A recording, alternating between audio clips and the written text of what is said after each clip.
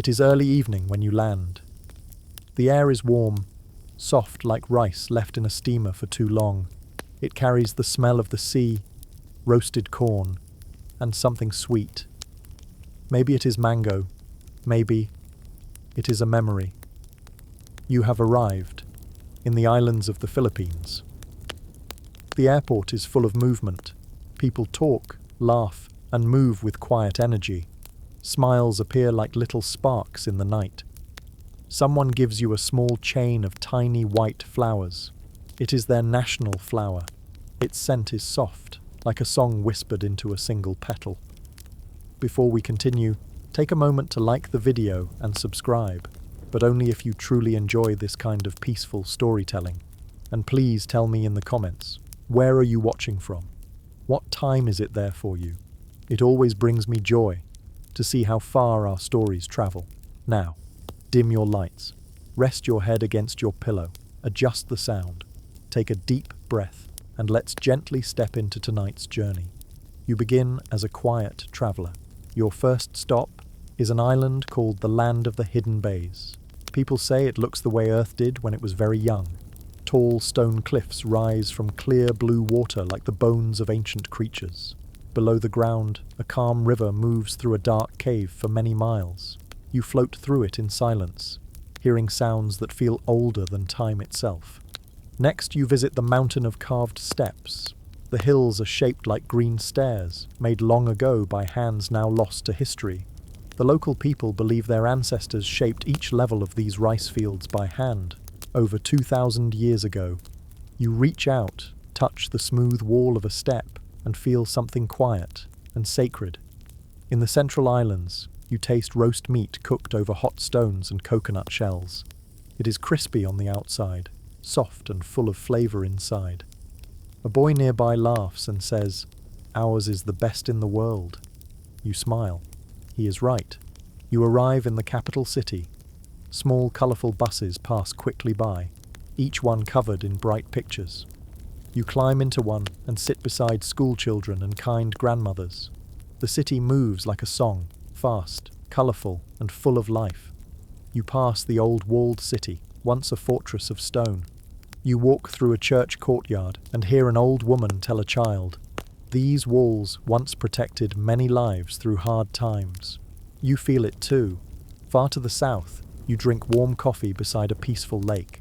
The hills are deep green, like polished stones. The people greet you with cloth full of patterns. They say these patterns are not drawn, but dreamed. The cloth moves in the wind, like water remembering the rain. Everywhere you go, someone offers something, a smile, a mango, a story. The driver of a three-wheeled carriage tells you about a spirit that visits his grandmother's garden. A man selling sweets shares a tale about the moon falling in love with a man who catches fish. And a small child on a boat looks up at you and asks, "Have you heard of the brave warrior who stopped the foreign soldiers?" That name stays with you. And then something changes. The wind feels different. The colors grow softer, deeper. The sounds seem to come through cloth instead of air. You are still in the town square, watching horses pull carriages. But something is different now. You are not just looking at the present.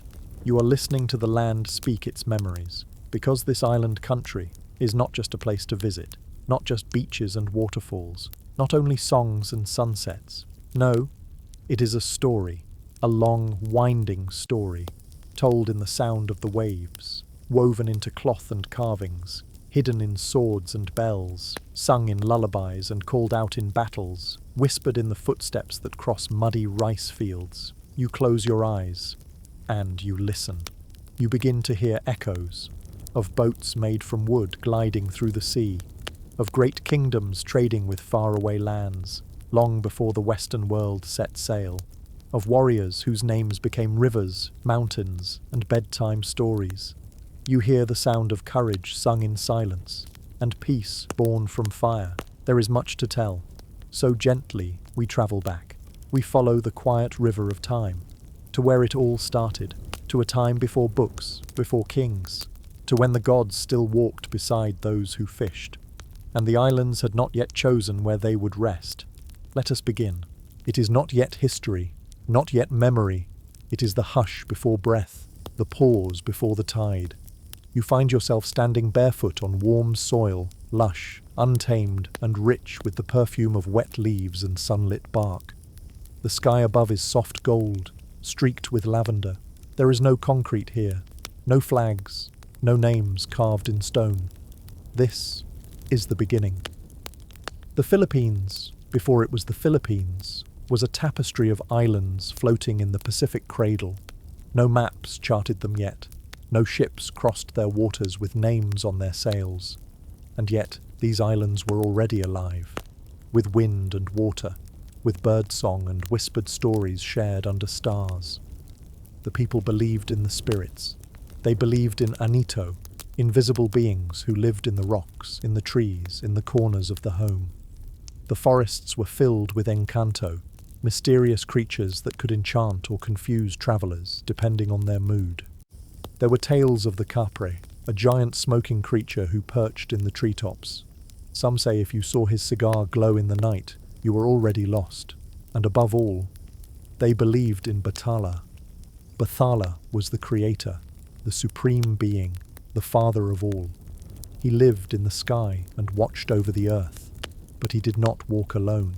Beside him were other gods, Amanikabel, the god of the sea, moody and powerful, Mayari, the moon goddess who lost one eye in a celestial quarrel with her brother Apalaki, god of the sun and war. They fought, yes, but the skies always found balance again. Night returned, day followed. You walk through these stories, and they shimmer like heat rising off stone. You sit beside a child in a mountain village long forgotten and listen as her grandfather tells her of the serpent Bakunawa, who tries to swallow the moon each month. That, he says, is why there are eclipses. And when the moon disappears, he murmurs, we must bang pots and pans, scare the beast away. Even today, yes, even now, some still do this. A ritual passed down like a lullaby. But these weren't just myths. These stories shaped life. People planted rice by the lunar cycle. They sang chants to the wind before building a new hut. They buried their dead with plates and tools, not just out of love, but to help them in the afterlife. Some skulls were painted with ochre, some bones wrapped in woven leaves. It was a life both spiritual and earthly, and it was not a life in silence. These early islanders sang, they danced, they carved boats that could slice through waves like blades through silk. They tattooed their bodies, every swirl a story, every line a journey. Spanish chroniclers would later call them Los Pintados, the painted ones. They traded, too, pearls for porcelain, gold for glass beads. Chinese traders came, bringing silks and stories. The Arabs came too, with prayers folded into their breath and spices that smelled like distant lands. Some left behind not just goods, but words. Salamat, Kamalig, Barangay. Historians still argue whether these early groups were kingdoms, tribes, or something else entirely. Some say they had chiefs, called datus, ruling over villages known as barangays. Others say these were loose, fluid networks, like bamboo, bending with the wind but never breaking. One thing is certain, they were not isolated, not forgotten.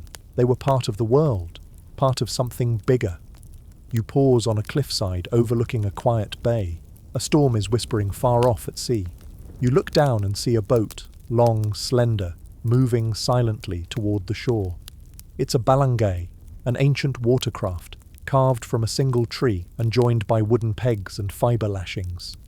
This was how they travelled, how they found new homes, new shores. One such journey led to the settling of the islands. They say the people came from Taiwan. They followed the stars, the waves, the songs of birds. Austronesian seafarers, part of one of the greatest human migrations in history. And you were there, weren't you? Not in flesh, but in spirit. You watched them dock on sun-drenched beaches, heard their laughter mix with the cries of strange birds, saw them plant taro and banana, build homes from bamboo and palm. They did not conquer. They settled, and they stayed. Their stories became the heartbeat of these islands. And their gods? They watched from the skies, from the forest edges, from inside the sacred trees wrapped in red cloth.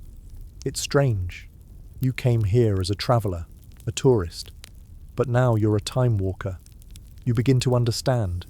Every beach you walked, every dish you tasted, has roots here, in this deep, misted past, in firelit stories, in myths wrapped in banana leaves, in prayers whispered to gods whose names have not been spoken in centuries. The modern world will come soon, with sails, with steel, with promises and flags, but not yet. For now, the world is still dreamlike, still breathing gently, still holding the magic of beginnings. The sea is calm now.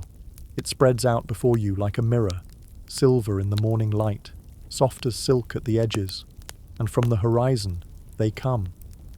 You stand barefoot on the shore, watching as slender boats glide in with the wind, carved by hand, steered by memory.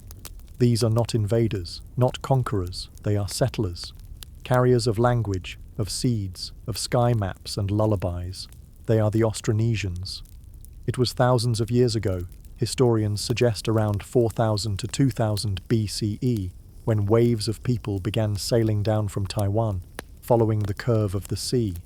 They brought with them rice, pigs, pottery, and the ability to read the stars. Their journey was not rushed.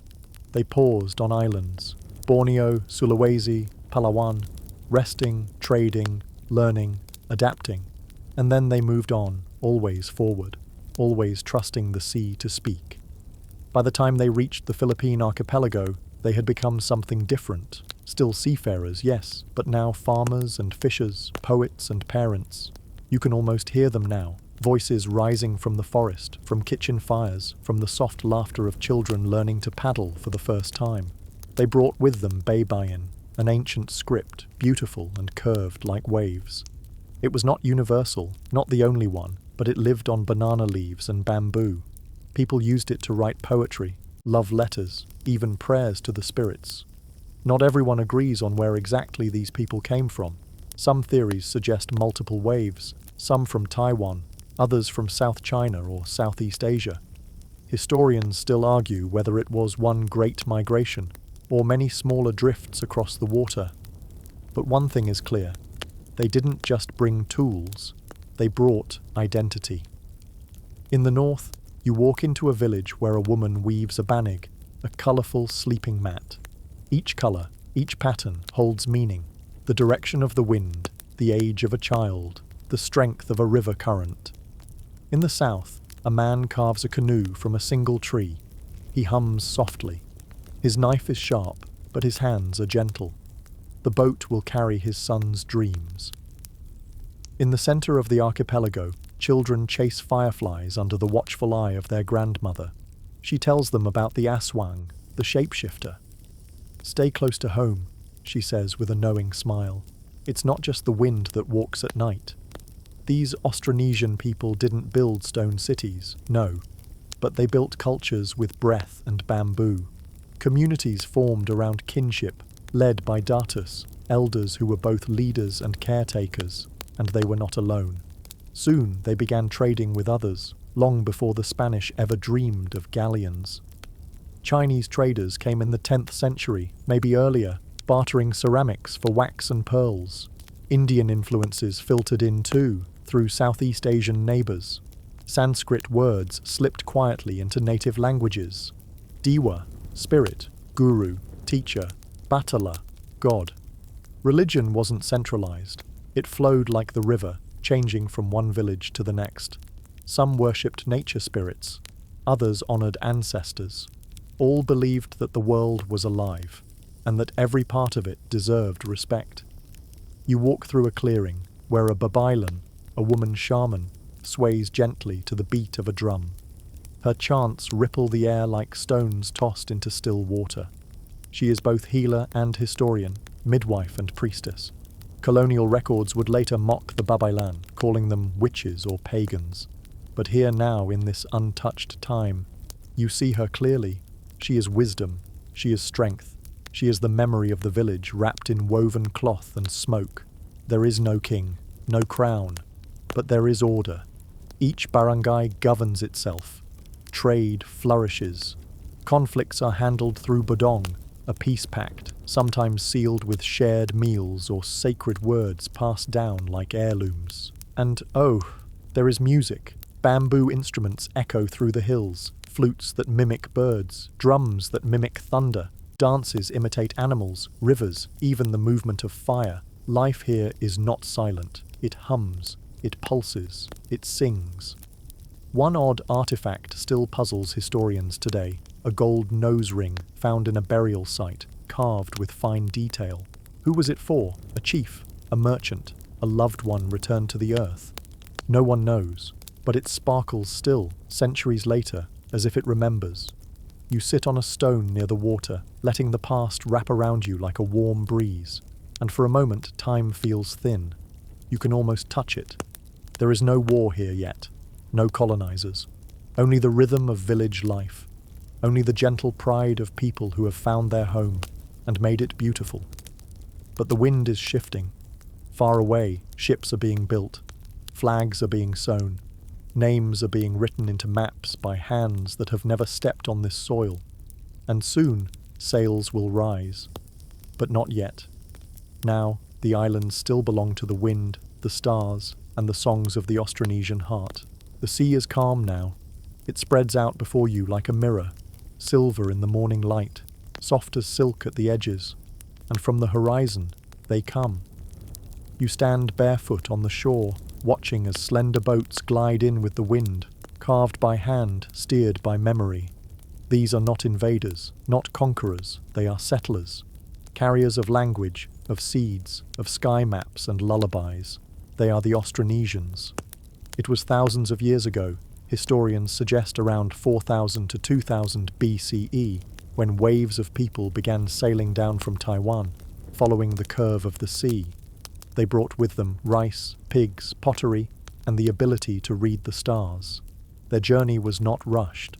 They paused on islands, Borneo, Sulawesi, Palawan, resting, trading, learning, adapting, and then they moved on, always forward, always trusting the sea to speak. By the time they reached the Philippine archipelago, they had become something different. Still seafarers, yes, but now farmers and fishers, poets and parents. You can almost hear them now, voices rising from the forest, from kitchen fires, from the soft laughter of children learning to paddle for the first time. They brought with them Baybayin, an ancient script, beautiful and curved like waves. It was not universal, not the only one, but it lived on banana leaves and bamboo. People used it to write poetry, love letters, even prayers to the spirits. Not everyone agrees on where exactly these people came from. Some theories suggest multiple waves, some from Taiwan, others from South China or Southeast Asia. Historians still argue whether it was one great migration, or many smaller drifts across the water. But one thing is clear. They didn't just bring tools, they brought identity. In the north, you walk into a village where a woman weaves a banig, a colourful sleeping mat. Each colour, each pattern holds meaning. The direction of the wind, the age of a child, the strength of a river current. In the south, a man carves a canoe from a single tree. He hums softly. His knife is sharp, but his hands are gentle.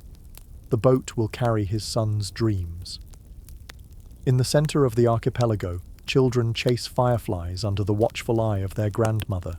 She tells them about the aswang, the shapeshifter. "Stay close to home," she says with a knowing smile. "It's not just the wind that walks at night."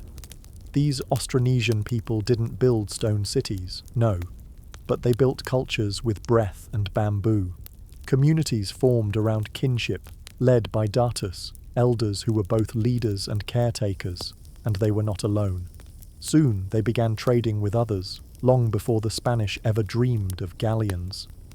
Chinese traders came in the 10th century, maybe earlier, bartering ceramics for wax and pearls. Indian influences filtered in too, through Southeast Asian neighbours. Sanskrit words slipped quietly into native languages. Diwa, spirit, guru, teacher, Batala, God. Religion wasn't centralized. It flowed like the river, changing from one village to the next. Some worshipped nature spirits, others honored ancestors. All believed that the world was alive. and that every part of it deserved respect. You walk through a clearing where a babaylan, a woman shaman, sways gently to the beat of a drum. Her chants ripple the air like stones tossed into still water. She is both healer and historian, midwife and priestess. Colonial records would later mock the babaylan, calling them witches or pagans. But here now, in this untouched time, you see her clearly. She is wisdom, she is strength, she is the memory of the village wrapped in woven cloth and smoke. There is no king, no crown, but there is order. Each barangay governs itself. Trade flourishes. Conflicts are handled through bodong, a peace pact, sometimes sealed with shared meals or sacred words passed down like heirlooms. And oh, there is music. Bamboo instruments echo through the hills, flutes that mimic birds, drums that mimic thunder, dances imitate animals, rivers, even the movement of fire. Life here is not silent. It hums, it pulses, it sings. One odd artifact still puzzles historians today, a gold nose ring found in a burial site, carved with fine detail. Who was it for? A chief? A merchant? A loved one returned to the earth? No one knows, but it sparkles still, centuries later, as if it remembers. You sit on a stone near the water, letting the past wrap around you like a warm breeze, and for a moment time feels thin. You can almost touch it. There is no war here yet, no colonizers, only the rhythm of village life, only the gentle pride of people who have found their home and made it beautiful. But the wind is shifting. Far away, ships are being built, flags are being sown, names are being written into maps by hands that have never stepped on this soil, and soon sails will rise. But not yet. Now, the islands still belong to the wind, the stars, and the songs of the Austronesian heart. It is the summer of 1521. The sun is high and bold, painting the sea in golden streaks as you stand on the sand of a quiet island called Homonhon. The waves are gentle, unaware of the history that's about to step ashore. Then, footprints, heavy boots, unfamiliar accents, the clink of armor and the rustle of parchment maps. They've arrived. You see them before they see you. European sailors, weathered and cautious, stepping into a world that feels too bright, too alive. They squint at the shore as if it were a mirage. The flag they plant flutters slightly, unsure, and among them, Ferdinand Magellan, a man driven by stars and the promise of glory, guided by a king an ocean away. He was Portuguese by birth, but sailing under the Spanish crown. His mission? Find a route to the Spice Islands. What he found instead was you, the islands, a people, a story already well underway. The locals, curious and kind, offer food and water. Smiles are exchanged. There's no hostility at first, just human wonder and cautious generosity. At Limasawa, a mass is held, the first Christian ritual in the islands. Bread is broken, wine sipped, Latin murmured into Visayan winds. For Magellan, it's a triumph. For the locals, perhaps just another visiting priest, one of many strangers who pass through. But then they sail to Cebu. Here, the chief Raja Humabon is baptized, along with hundreds of his people. New names are given, crosses are raised, and something shifts. It's subtle at first, like a breeze changing direction. Not everyone is pleased. On the island of Mactan, a chief named Lapu Lapu refuses the conversion. He doesn't want crosses or kings. He wants space, dignity, freedom. And then, as dawn rises one April morning, the clash begins. It isn't a grand battle. No thunderous drums, no flashing swords under temple arches. Just muddy beaches, spears, stones, and pride. Magellan is struck. History says by a poisoned lance, others say by many weapons. He falls into the surf, and the waves pull him away. A strange quiet follows. You stand on the same beach, long after everyone has left. There are no trophies, no graves, only the sea, swallowing the story. Lapu Lapu became the first native resistance hero. Though some say he was just defending his land, others call him the island's first general. Historians still argue whether he led a unified front, or was simply one chief among many refusing foreign rule. But his legacy lingered. A statue now stands in his honor, and his name, echoes through classrooms, rallies, and songs. Still, the Spanish did not give up. They returned, 40 years later, with more ships, more priests, and clearer intentions. In 1565, Miguel López de Legazpi established the first permanent Spanish settlement in Cebu. It was quiet, strategic, and this time they stayed. They built forts, like Fort San Pedro, churches, like San Agustin with its thick coral walls. They brought priests, friars, and force when needed. And slowly, the tapestry began to change. New names were whispered through the islands. Nuestra Señora, San Lorenzo, Santo Niño, the Holy Child, gifted to Raja Humabon's wife. It still exists, still worshipped in Cebu, still paraded every January in a vibrant festival of dance and devotion. But beneath the ceremonies, older spirits still stirred. In small villages, some still left offerings under trees, still lit candles in hushed corners, still whispered to the wind. You walk through one such village, watching a mother teach her daughter both the Our Father and an old chant to keep storms away. She blends both into one prayer, and the child, smiling, believes in both gods equally. The Spaniards, though, did not just bring faith, they brought systems, bureaucracy. They divided the land, introduced taxes, appointed governors and built schools, though not everyone could attend. They renamed the islands too, after King Philip II of Spain, and thus Las Islas Filipinas, the Philippines. You lean on the balcony of a stone bahay na bato, watching as men haul lumber, women tend gardens, and friars walk silently, hands clasped. It's not oppression that you see, at least not yet. It's structure, it's change, it's the slow weaving of a new fabric over an older one. But something stirs beneath it all, a quiet unease, a longing for self, because while some welcomed the cross and the crown, others waited for their turn to speak, to rise, to remember. And soon, the peaceful quiet will begin to tremble. In the next breath of history, you'll hear it, the rumblings of rebellion, the flicker of resistance, the soft glow of a people remembering who they were and who they still are.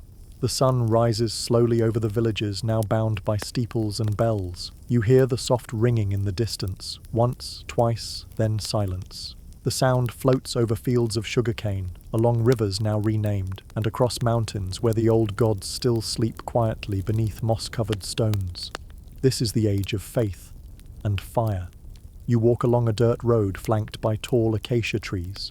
Children run past you, barefoot, chasing each other with sticks, laughing in Tagalog, Visayan, Ilocano, so many tongues, all native, all homegrown, and yet the prayers rising from the chapel nearby are in Latin. You step inside. The friar speaks gently, his voice echoing off cool stone. Above the altar, a wooden figure of Christ watches silently, crowned in gold, cloaked in red. Candles flicker below, and behind you, in the dark corners of the chapel, grandmothers whisper oration prayers handed down from mothers who learned them not from books, but from missionaries who arrived with both rosaries and muskets. This was how the Spanish ruled, not only with weapons, but with rhythm, a new rhythm of life.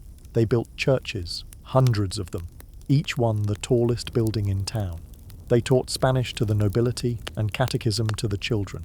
They instituted the reducción, a system that forced people to live near the church, centralizing faith and control. They introduced the encomienda system too, a grant of land and people to a colonial master, in exchange for protection and instruction. Historians still debate whether the encomenderos were ever truly interested in instruction, or only in wealth. The native population, especially in the early years, bore the weight of forced labor, tribute, and rules that reshaped their lives in ways their ancestors could not have imagined. But resistance began, even here. You hear it in whispered chants during the Pintakasi, feast days when native rituals are dressed in Christian names. You see it in the anting, talismans worn beneath shirts, inscribed with Latin mixed with ancient symbols, believed to give strength and invisibility. You feel it in the eyes of the Babelan, now forced into the shadows, her sacred drum hidden beneath her bed. There were uprisings too. The story of Tamblot, a priest from Bohol who, in 1621, led a rebellion claiming that the native gods had returned. The The tale of Bangkao in Leyte, who hosted friars with kindness for years, then declared himself a prophet and rose against the new order. And Diego Silang, centuries later, who dreamed of an Ilocano nation free from colonial chains, rallying troops with both sword and vision. They were brave, they were crushed, but they were never forgotten. You stand beneath the thick stone walls of Fort Santiago in the heart of Manila. A cannon points silently at the river. Below, dungeons whisper tales of silence and waiting. This place has known rebellion and punishment. It has tasted hope and swallowed screams. Still, not everything was grim. There were dances in plazas lit by lanterns. There were fiestas filled with laughter, lechon and tuba. Palm wine passed around as guitars played songs that mixed Spanish melodies with native heart. There were love stories, secret weddings, and children named Rosa, Mateo, Josefa, names that fluttered like borrowed wings.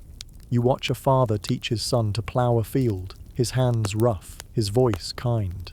"We do what we must," he says softly, "but we remember what we were." And what were they? They were farmers, fishermen, potters. They were dreamers who hid poems inside their homes, who told stories by firelight of gods and ancestors that the friars said were not real. But to them, they were more real than saints on church walls. The Philippines was being remade, not destroyed, just redrawn. One curious fringe detail. In 1660, there were rumors of a giant turtle being worshipped in a northern village. Spanish friars rushed in to burn the image, only to find a carved wooden shell with old symbols they couldn't read. Historians still wonder, was it a native deity, a coded message, a protest in disguise? You walk through the markets of Vigan, where the architecture blends Spanish arches with local design. A mestiza in a Maria Clara dress greets you with a smile and offers empanadas. She speaks both Ilocano and Spanish fluently, switching like a river around stones. It's beautiful, this mixture. But underneath the beauty, the storm clouds are slowly gathering. Not a typhoon, something slower, more human. A new generation is rising, one that reads Spanish books, speaks multiple languages and wonders. Why must we be ruled by someone so far away? You feel it. In the poetry, in the questions, in the slow burning of Hindi patapos, not yet done. The friars teach peace, but the people are beginning to dream louder. It begins with paper, not swords, not bullets, but paper. Letters, poems, speeches never spoken aloud. Words, you see, are quiet at first, but they have wings. You're in a candlelit room now, somewhere in Tondo. The air is thick with sweat and ink. A small group of men sit cross-legged on woven mats, their eyes fierce, their voices hushed. They call themselves the Katipunan, the highest and most honorable society of the children of the nation, a secret brotherhood, sworn to independence, bound not by blood, but by belief. The room flickers. A match is struck. They prick their thumbs and press them against the page, signing in blood, not out of violence, but devotion. Outside, the world still turns quietly. The friars ring their bells. The market sellers shout about bananas and tinola. A priest baptizes a baby named Maria Clara, never knowing that nearby revolution is being dreamt. You follow Andres Bonifacio now, a warehouse clerk by day, a revolutionary by night. He reads Rizal and dreams not of glory, but of dignity. "We are not slaves," he whispers. "We have always been free." But not all revolutions agree with each other. You drift through pages of disagreement. Rizal, the great writer, wants education, reform, patience. He believes the pen is mightier. Bonifacio believes the time for the pen has passed. Historians still argue whether Rizal supported the revolution outright. Some say yes, quietly. Others say he feared the bloodshed. But one thing is certain, his writings woke up a nation. It teaches loyalty, equality. That true nobility lies in virtue, not in birth. You walk the narrow alleys of Caloocan, where they wrap their blades in cloth so as not to draw attention. A mother sews red bandanas, she tells her son, for the country. The revolt begins in 1896, the cry of Pugad Lawin. It is August, the rains have not yet fallen. In a moment that lives in every Filipino textbook, they tear up their cedulas, residence documents, a symbol of colonial submission, and shout into the forest air, "Long live freedom." You stand there among the trees. The cry is not loud, but it echoes. It spreads like fire across the archipelago, small towns rising, taking arms, marching under hand-stitched flags. Some are red, some are blue. All are made of hope. Not everyone joins. Some fear, some doubt. But for those who do, there is no turning back. You walk with Emilio Aguinaldo now, a sharp-eyed man with a soldier's coat and a strategist's mind. He leads the revolt in Cavite, claiming victories with cleverness and courage. Soon he and Bonifacio will clash, not with blades, but with politics. Bonifacio is captured, tried, and something tragic happens in the heart of the revolution. A brother kills a brother, not with hatred, but confusion. It is one of history's bitter ironies, that the revolution, born of unity, suffers its first great wound from within. Still, it moves forward. You're in Biaknabato now, a cave that smells of earth and secrets. Here, a republic is declared, a constitution is signed, but peace is paid for with exile.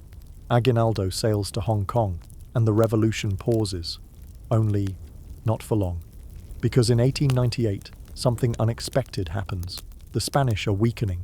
Across the Pacific, the Americans are watching. And suddenly, war, not between Spain and the Philippines, but between Spain and the United States. The Spanish-American War. You stand on a quiet hill as American ships enter Manila Bay. The cannons boom like slow thunder, and the Spanish fleet sinks quietly beneath the waves. The Americans arrive not as conquerors, they say, but as liberators. And Aguinaldo returns, hopeful, cautious, determined. He raises a new flag in Cavite on June 12, 1898. The first declaration of Philippine independence. Trumpets play, people weep. The sun on the flag shines brightly that day. But you feel something strange in the air. The Americans stay, they do not leave. They walk the streets of Manila with easy confidence. They build barracks, draw new borders, speak of tutelage and democracy. And when the Treaty of Paris is signed in December of that year, Spain sells the Philippines to the United States for $20 million, like property, like a suitcase, like something that could be transferred with ink. You watch as hope dims in the eyes of the revolutionaries. Not gone, but clouded. Aguinaldo is furious. The Republic declares itself again. But this time, the enemy wears a different flag, and soon the revolution becomes a war. It is February 1899. The night is thick with tension. Crickets chirp softly. Somewhere, a dog barks once, then goes quiet. The river flows, steady and unaware. In the distance, a gunshot, and just like that, the silence breaks. You're in San Juan, standing beneath the trees as chaos begins to ripple outward.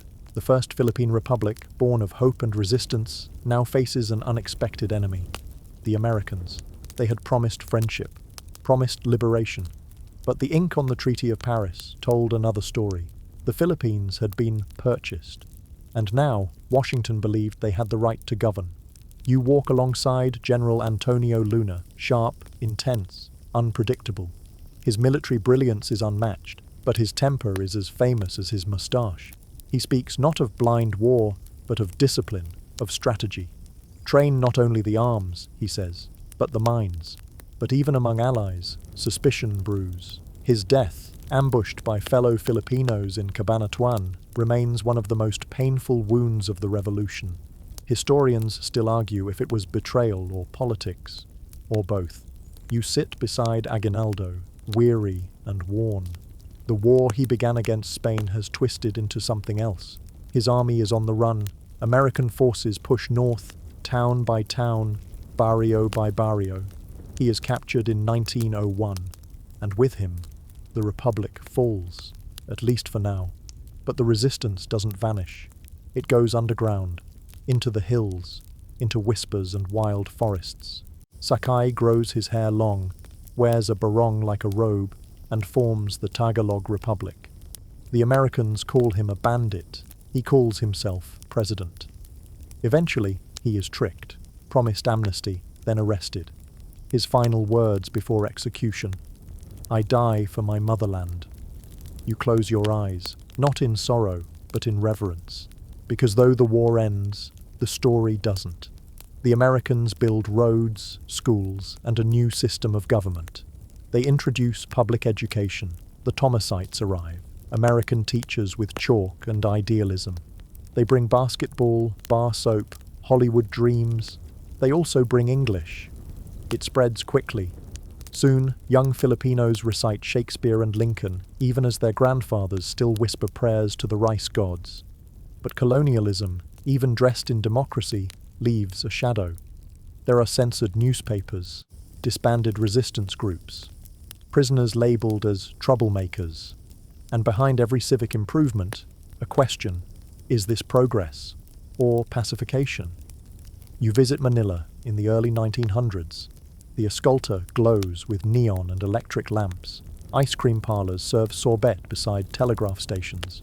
It feels modern, and yet something is missing. A voice, the Filipino voice.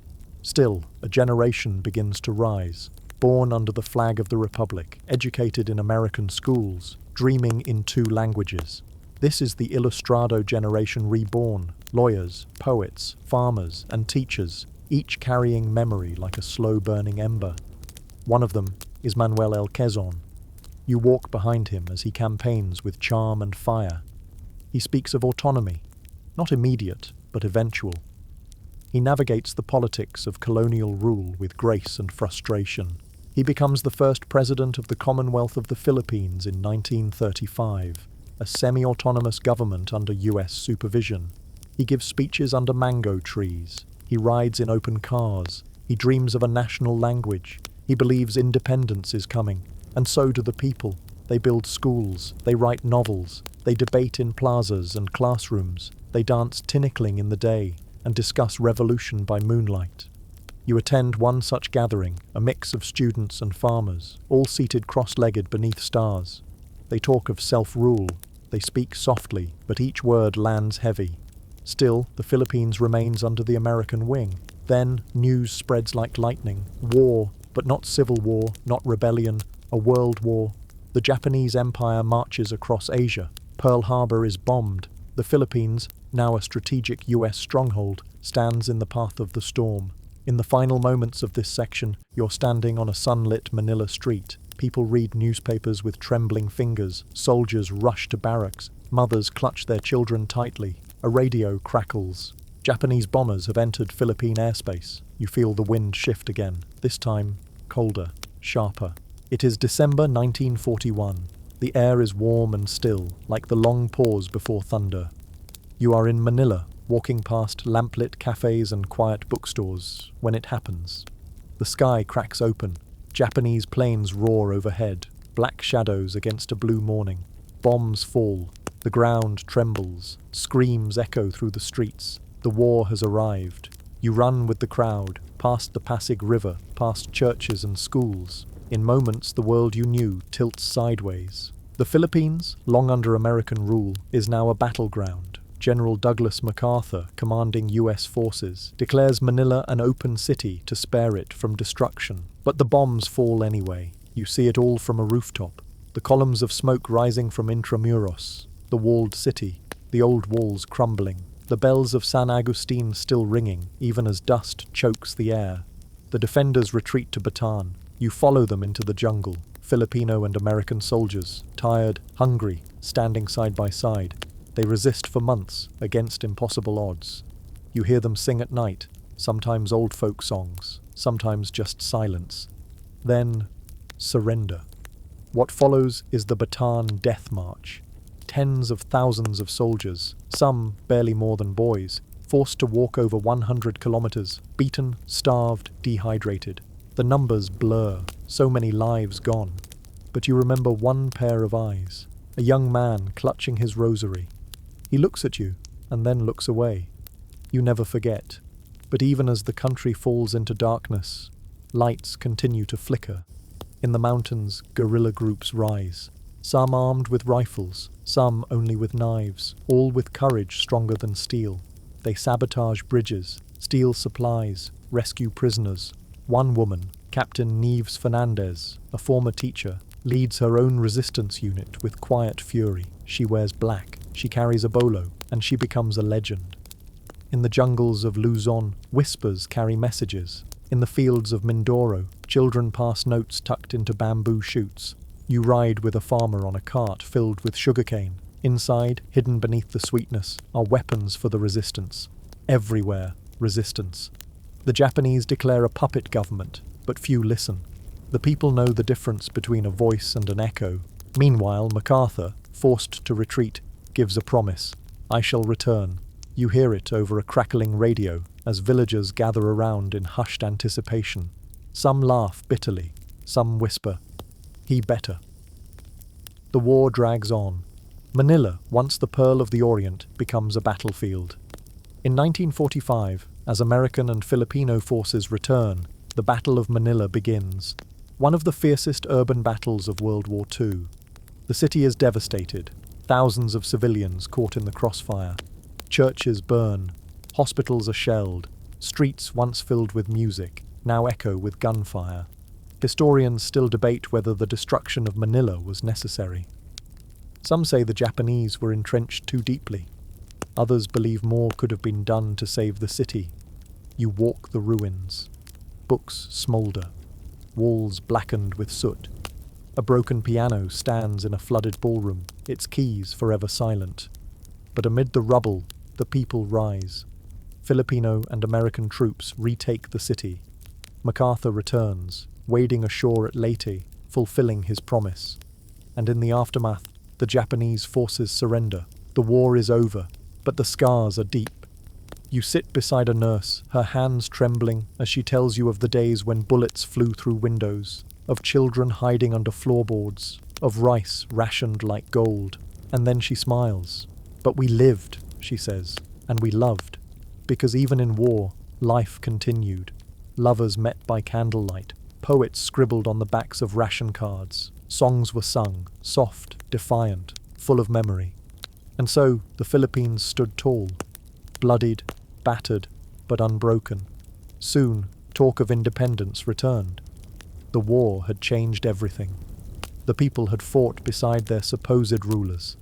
Now they asked the simplest question: why not rule ourselves? In 1946, the answer finally came. It is July 4th, 1946.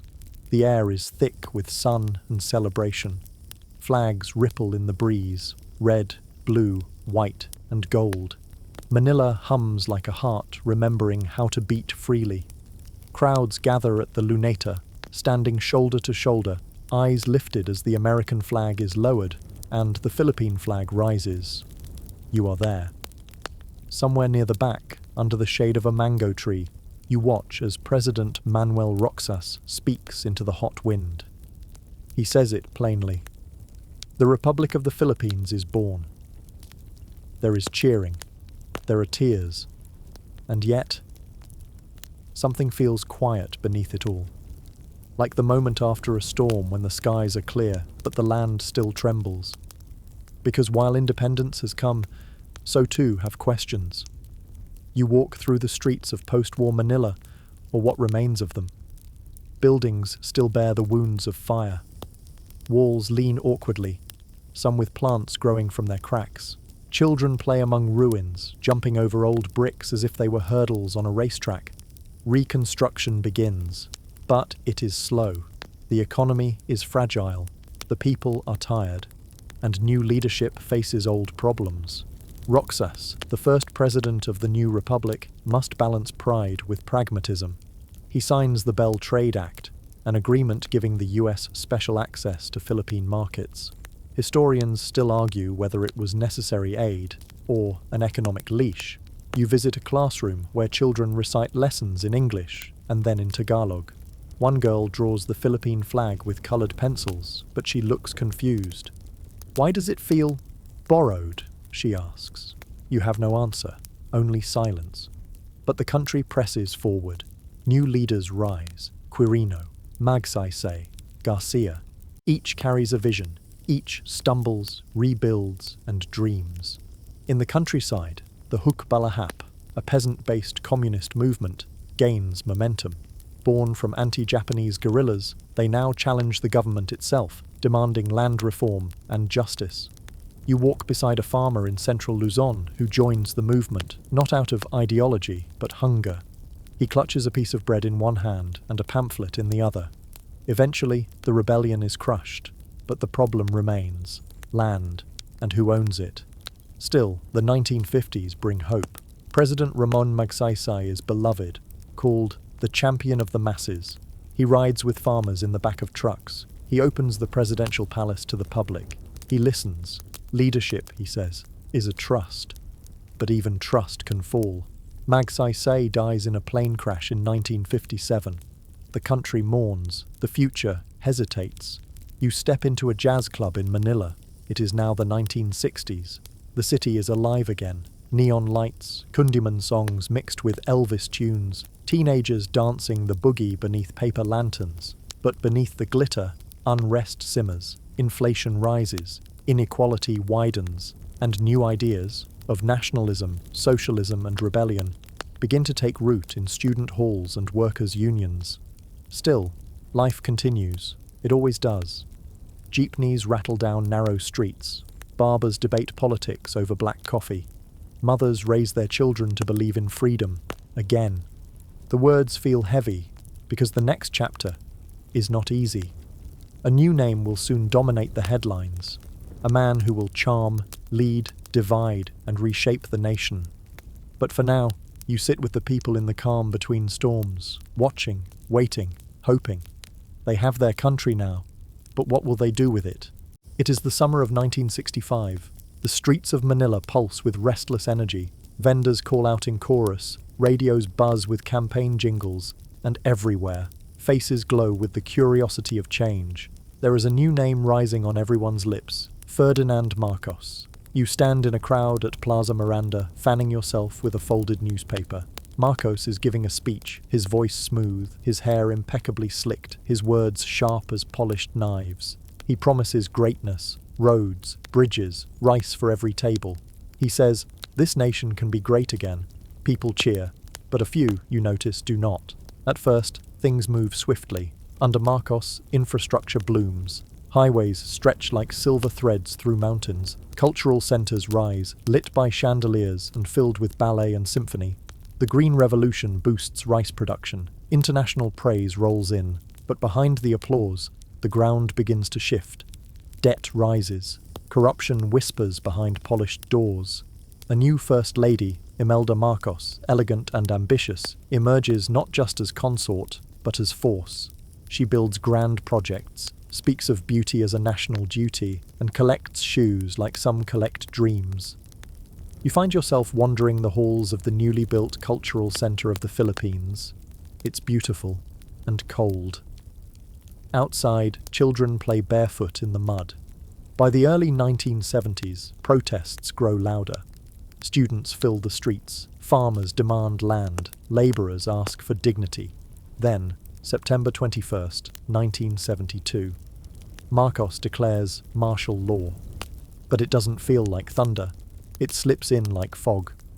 Officially, it is for national security, to combat rebellion, to bring order. In practice, it's control. The constitution is rewritten.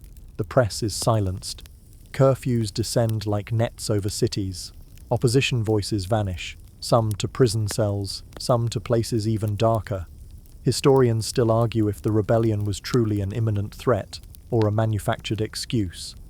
Some say the Plaza Miranda bombing was a turning point. Others whisper darker theories. You walk through a night market under military curfew. Soldiers patrol with eyes that never blink. A vendor sells roasted corn, pretending nothing has changed, but everything has. Activists go underground. Rebels organize in the countryside. Some turn to arms, others to poetry. The new people's army grows. The resistance sings in secret. Meanwhile, the crony capitalism of the Marcos era blossoms. Business empires are handed to friends. Loans are taken. Billions vanish.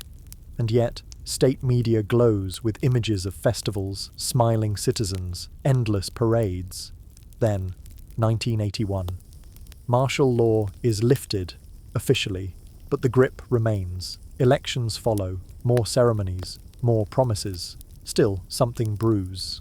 In 1983, a name long silent returns.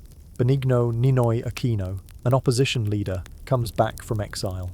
At the airport, he is met, not with celebration, but with silence. A gunshot, a gasp. The nation stirs. Ninoy's death is like a stone thrown into still water. It ripples, it awakens, protests swell, candles are lit in churches, masses become vigils. You attend one in Baclaran, thousands gather in prayer, no one speaks, but every silence is a sentence. Marcos remains in power, but the shadows deepen. And then, 1986, the year the people take to the streets. It begins with a disputed election, Marcos versus Cory Aquino, Ninoy's widow. The results are murky. The people say, enough. The EDSA People Power Revolution begins, a peaceful uprising. You walk the long stretch of Epifanio de los Santos Avenue. There are no weapons, only flowers, and prayers, and courage. Nuns kneel in front of tanks. Soldiers refuse to fire. Strangers share bread. The radio plays Bayan Ko, My Country, a protest song that sounds like a lullaby. After 4 days, the dictator flees. The Marcoses board a plane to Hawaii. They leave behind palaces, paintings, and a nation exhaling at last. Cory Aquino becomes president. She wears yellow, the color of grief and hope. She speaks not of revenge, but healing. The Philippines, once again, is free. The sun is gentle now. Not the scorching heat of revolution, but the mellow warmth of recovery. You stand at EDSA, just days after the People Power uprising. The yellow ribbons still flutter from lampposts. The streets smell of candle wax and fried peanuts. And the air, oh, the air, it feels clean again, like something sacred has been returned. The Philippines is free, but freedom, like any newborn, is delicate. Cory Aquino, soft-spoken, brave, steps into power with trembling shoes. She is not a politician. She is a mother, a widow, and now, the symbol of democracy. You follow her through the corridors of Malacañang Palace. Gone are the chandeliers of excess. In their place, simple chairs, wooden tables, and sunflowers in old vases. She restores the Constitution, releases political prisoners, rebuilds institutions hollowed by years of dictatorship. But democracy is messy. Her government is rocked by coup attempts. 7 in total. You watch tanks roll through city streets, not in defiance, but confusion. Some want order, others want power, and all the while the people wait. Still, life moves on. The late 80s bloom with a strange, shaky optimism. Filipinos return from exile. Newspapers expand. Art thrives. You step into a jeepney, newly painted with images of angels and Bruce Lee. The driver plays Rico J. Puno on a crackling radio. He says, "We survived Marcos. We can survive anything." And yet, poverty persists.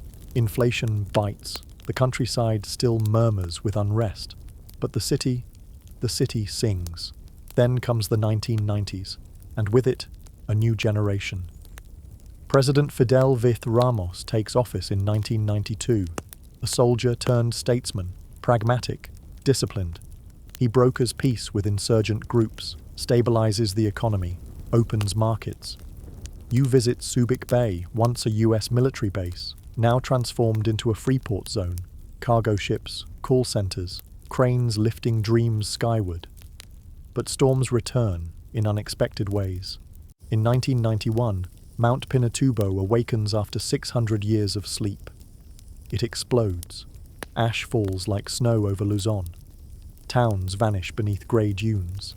The sun disappears for days, and yet, communities rebuild. You see families sweeping ash from rooftops, planting crops again in earth still warm, smiling with lips chapped by soot. In 1998, a new name takes the stage. Joseph Erap Estrada, a movie star with a thick accent and an even thicker populist charm. He speaks the language of the masses. He waves from atop garbage trucks. He wins by a landslide. But the promise fades. Corruption whispers louder. Allegations build. The peso wobbles. And then, EDSA rises again. In 2001, the people fill the streets, not with anger, but weariness. They chant not for revenge, but for responsibility. Estrada steps down. Vice President Gloria Macapagal Arroyo takes the helm. Her time is long, complex. She navigates global shifts, 9/11, economic crises, typhoons. Her legacy? Still debated. Some call her a stabilizer, others call her something less kind. You walk through the markets of Davao, Cebu, Tarlac. Everyone has an opinion, no one agrees. But democracy, loud, tangled, imperfect, survives. And then the tide changes again. In 2010, a wave of grief turns into hope. Benigno Noynoy, Aquino III, son of Cory and Ninoy, wins the presidency. He rides the memory of yellow ribbons. He promises transparency. He confronts China over the West Philippine Sea. He stands firm, but avoids conflict. His presidency is not dramatic, but in many ways, it's healing. By now, you've watched the country through many faces. Some stern, some smiling, some singing karaoke badly, but with heart. But always, the people remain. Resilient, restless, radiant. In the small barangays, change comes slowly. But in every sari-sari store, every tricycle ride, every old man playing chess outside a bakery, you hear stories that stretch back generations. Stories of grandparents who hid radios during martial law, of mothers who walked barefoot to cast a vote, of children who carry 3 languages in their heads and still find room for laughter. By the 2010s, technology surges forward. Facebook connects distant provinces. Overseas workers send videos of birthdays they can't attend. Filipino nurses shine abroad. Filipino engineers build software used worldwide. And yet, the old questions remain. Who are we? Where are we going? You look up. A jeepney rolls by with a painting of Jose Rizal on the hood and SpongeBob on the back. A woman clutches a Bible in one hand and a phone in the other. A boy sings the Lupang Hinirang while wearing basketball shorts. This is the Philippines. It is 2016, election season. The streets are thick with banners, slogans, and songs that play on repeat from every barangay loudspeaker. Tricycles bear candidate stickers. Hands are ink-stained from ballots, and rumors move faster than buses on EDSA. And then, like thunder from a distant province, Rodrigo Duterte. You see him first, not on a grand stage, but on a folding chair. No necktie, no pretense. He speaks bluntly, he curses, he promises peace through power. Some call him the Punisher, a mayor from Davao City known for discipline and law and order crackdowns. Others call him the country's last hope, a man who says the quiet things out loud, and the people listen. Duterte wins by a landslide. You stand outside a carinderia as the results come in. The air smells of garlic rice and diesel. An old woman nods at the radio and mutters, "Tingnan natin kung anong magagawa niya." Let's see what he can do. The tone of the country shifts. In his first months, Duterte launches a controversial campaign against illegal drugs. The numbers climb. Thousands are arrested. Many more are gone, unaccounted for. Critics speak of human rights. Supporters speak of safety. Families hang tarpaulins saying drug-free zone. Others hang black cloth over doorways in mourning. Historians still debate whether the campaign saved neighborhoods or simply silenced them.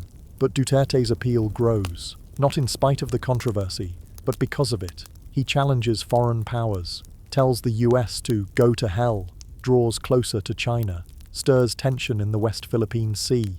Yet infrastructure blooms. Massive highways, new airports, bridges that cut through mountain ranges like threads pulled tight. He calls it build, build, build, and people do. They build, and work, and worry. The nation is not united, but it is awake.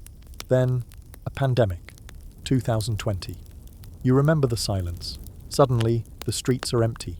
Jeepneys idle like forgotten toys. Masks hide smiles, and fear wraps the air like a fog. But even in lockdown, Filipinos adapt. Face shields over karaoke, online masses, frontliners dancing in PPE suits, tired, heroic, enduring. Duterte extends emergency powers. Vaccines arrive. The internet becomes lifeline, battleground, and sanctuary. You visit a nurse returning home after 18 hours on duty. She doesn't speak, just smiles, and opens a bag of instant noodles. This too is part of history. In 2022, another shift. A name long whispered returns to center stage. Marcos. Ferdinand Bongbong Marcos Jr., son of the former dictator, rises in the polls. His campaign is quiet, digital, powered by sleek videos, nostalgia, and the suggestion that perhaps the past wasn't so bad. He speaks of unity, of moving on, of forgetting the darkness. The youth, many too young to remember martial law, cheer. Others shake their heads in disbelief. You stand in a plaza in Ilocos Norte as fireworks crackle. Elderly men in barongs raise clenched fists. Teenagers dance in TikTok rhythms. And in the distance, a statue of Ferdinand Sr. watches silently. He wins. Marcos returns to the palace, and beside him, Sara Duterte, daughter of Rodrigo, becomes vice president. Two legacies, one stage. Some call it a reckoning. Others, a revival. Still others, a reset. Meanwhile, the challenges remain. Global inflation, climate change, typhoons more violent than memory, the fishing boats in the West Philippine Sea chased by foreign coast guards. But so do the victories. Young voices rise. Activists, vloggers, scholars, comedians. Overseas workers send home their stories with every remittance. Startups blossom in quiet corners of Cebu and Cagayan de Oro. Indigenous elders pass on chants and weaving patterns, keeping language and spirit alive. You sit now in Baguio, the pine-scented summer city, wrapped in a blanket and the sound of quiet rain. A radio plays old Kundiman songs, while the smell of hot champorado fills the kitchen. The storm outside passes. The nation, as always, endures. You wake up to a rooster's crow, a sound older than memory, older even than the Republic itself. Outside, the day begins gently. The light climbs the nipa roofs slowly. The smell of warm pan de sal floats from the neighbor's kitchen. It's today. You're no longer walking alongside warriors or presidents. You're here now, beside the tricycle driver making his morning rounds, the teacher logging into her tablet for an online class, the farmer watching the clouds and praying for rain. This is the Philippines of now. Still 7,000 islands, still 7,000 dreams, and each day lived like history in miniature. The economy rises and falls like tides. Some days bring breakthroughs, new tech startups, world-class films, Olympic gold medals. Other days feel heavier, with power outages, floods, and queues for rice. But always there's movement, even in stillness. You ride a ferry to Gamara's island, surrounded by crates of mangoes and families wrapped in laughter. A child leans against you and asks, "Kuya, were there dinosaurs here?" You smile, and you realize history is not just past, it's present, it's passed on. The culture pulses with life. TikTok dances and tinikling, hip-hop battles in Quezon City alleyways and tribal chants echoing through the Cordilleras, pride parades in Manila and quiet prayers in the mosques of Marawi. You pass through a street named after Rizal, another after Bonifacio, and then another after a local hero few outside the barangay would know. But here, his story is sacred. And isn't that the story of the Philippines? 1,000 heroes, some grand, some quiet. Even in politics, the narrative swirls. You scroll through your phone, posts praising, mocking, dissecting every government move. The hashtags trend, the debates rage, and somewhere in a cafe, two friends agree to disagree over hot chocolate and ensaimada. Democracy here is noisy, chaotic, and deeply Filipino. It wears flip-flops, it smells like fish balls and freedom, and it never leaves the group chat. Then there's the diaspora. Over 10 million Filipinos live abroad. Some care for patients, some build software, some sing on cruise ships, but all carry a little island in their chest, a sun and 3 stars tucked into their carry-on luggage. And every December, they come home, bringing chocolates, second-hand clothes, and stories that fill kitchens late into the night. You attend one such reunion in Quezon province. An OFW mother hugs her son she hasn't seen in 6 years. He cries into her shoulder. She whispers, "Anak, uwi ka na." Come home, my child, because home here is not just a place, it's a feeling, a flavor, a memory whispered over adobo and laughter. You visit a classroom in the Visayas where students recite poems in Cebuano, Tagalog, Ilonggo, And then English, with accents as warm as summer winds. The teacher smiles and says, "We are many, but we are one." And you believe her, because no matter how divided politics may seem, how strong the storms or how deep the losses, there is always something pulling people back together. Bayanihan, that old golden word, the spirit of helping each other, of carrying a neighbour's house, literally or figuratively, on your back. You see it after every typhoon, every earthquake, strangers giving food, lifting fallen roofs, sharing power banks and power prayers. You see it in the Carinderia feeding a tricycle driver for free, in the student lending a book to a classmate, in the old man who waters not just his plants, but the neighbours too. That's the real story, not the wars, not the rulers, but the people. Always the people.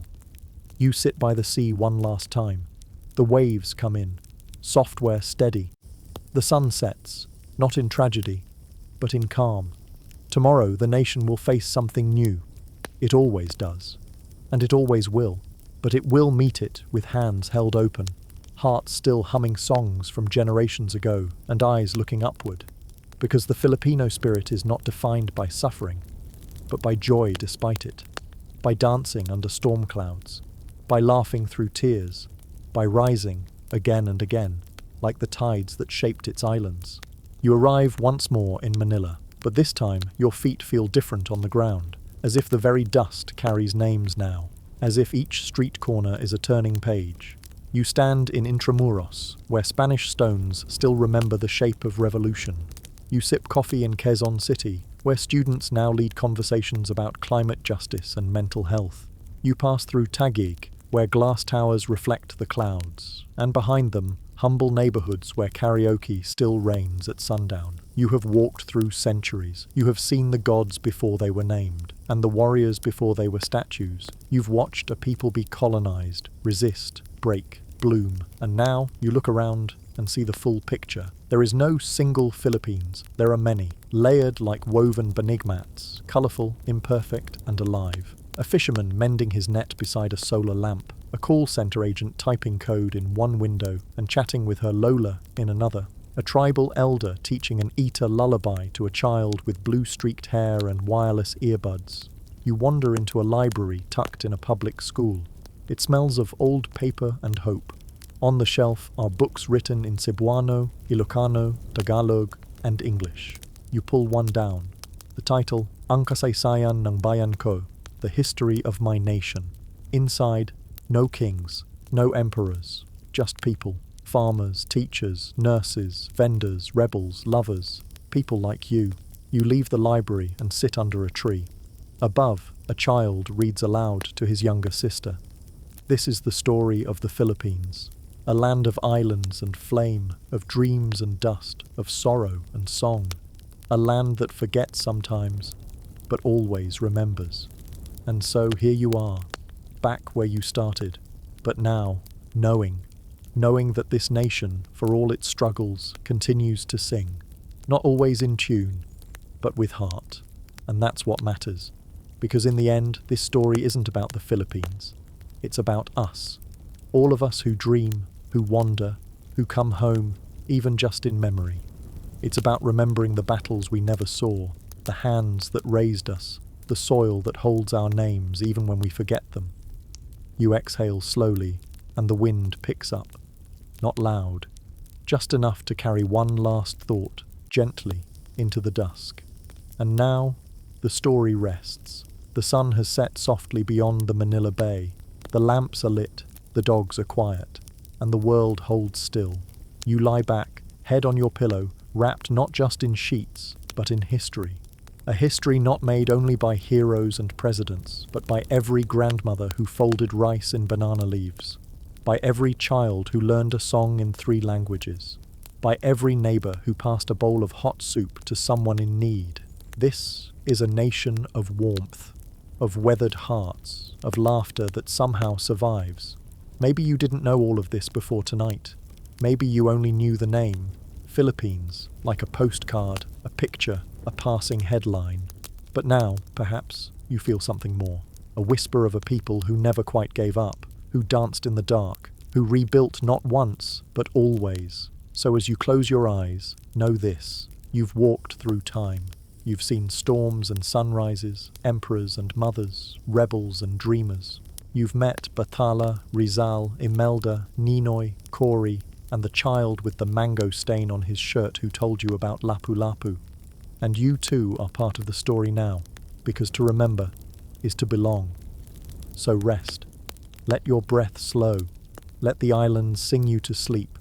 And if you dream, may it be of stars above Palawan, of the gentle waves in Batanes, and of a jeepney ride at sunset with music floating softly through the air.